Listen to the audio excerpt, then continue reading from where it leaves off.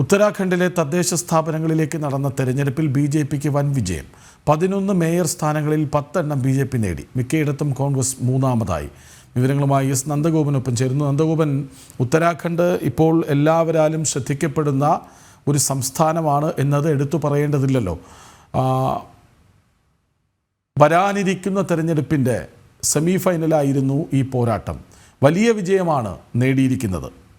BJP ഒരു തരത്തിൽ തൂത്തുപാരൽ, 11-ൽ 10 ഇടത്തും വലിയ വിജയം അല്ലേ?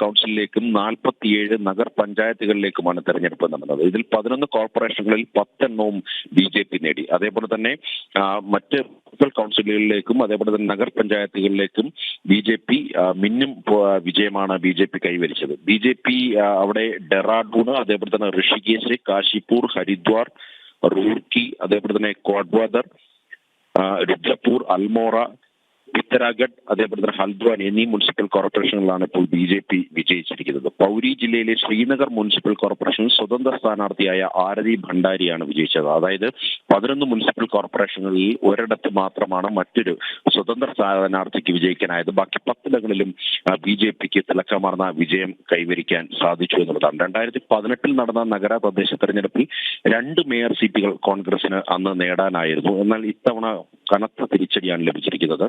ഈ മുനിസിപ്പൽ കൗൺസിലിൽ ബി.ജെ.പിക്കും സ്വതന്ത്രർക്കും പിന്നിലാണ് കോൺഗ്രസ്. അതായത് കോൺഗ്രസ് 3-ാം സ്ഥാനത്തെത്തി എന്നുള്ളതാണ് ഏറെ എടുത്ത് ചൂണ്ടിക്കാണിക്കേണ്ടിയിരിക്കുന്നത്. 2027 നിയമസഭാ തെരഞ്ഞെടുപ്പിൽ ബി.ജെ.പിയുടെ തുടർച്ചയായ 3-ാം വിജയത്തിന്റെ ട്രെയിലറാണ് ഈ തദ്ദേശ തെരഞ്ഞെടുപ്പ് വിധിയെന്നാണ് മുഖ്യമന്ത്രി പുഷ്കർ സിംഗ് ധാമി പ്രതികരിച്ചത്. മാത്രമല്ല, നരേന്ദ്രമോദി സർക്കാരിന്റെ വികസന പ്രവർത്തനങ്ങൾ അത് കൃത്യമായി ഉത്തരാഖണ്ഡിലെ ജനങ്ങളിലേക്ക് എത്തിക്കാൻ സാധിച്ചതിന്റെ ഒരു പ്രതിഫലനം കൂടിയാണ് ഈ ഉത്തരാഖണ്ഡിലെ തദ്ദേശ തെരഞ്ഞെടുപ്പിലെ വിജയം എന്നുള്ളതാണ് ബി.ജെ.പി കണക്ക് കൂട്ടുന്നത്. ഇനി 2027 അവിടെ നിയമസഭാ തെരഞ്ഞെടുപ്പ് നടക്കാനിരിക്കുന്നു. 2 തവണ ഉത്തരാഖണ്ഡിൽ ബി.ജെ.പിയാണ്, അതായത് ഇപ്പോഴും അതിന് മുമ്പത്തെ ടേൺ ഉത്തരാഖണ്ഡിൽ ബി.ജെ.പിയാണ് ഭരിക്കുന്നത്.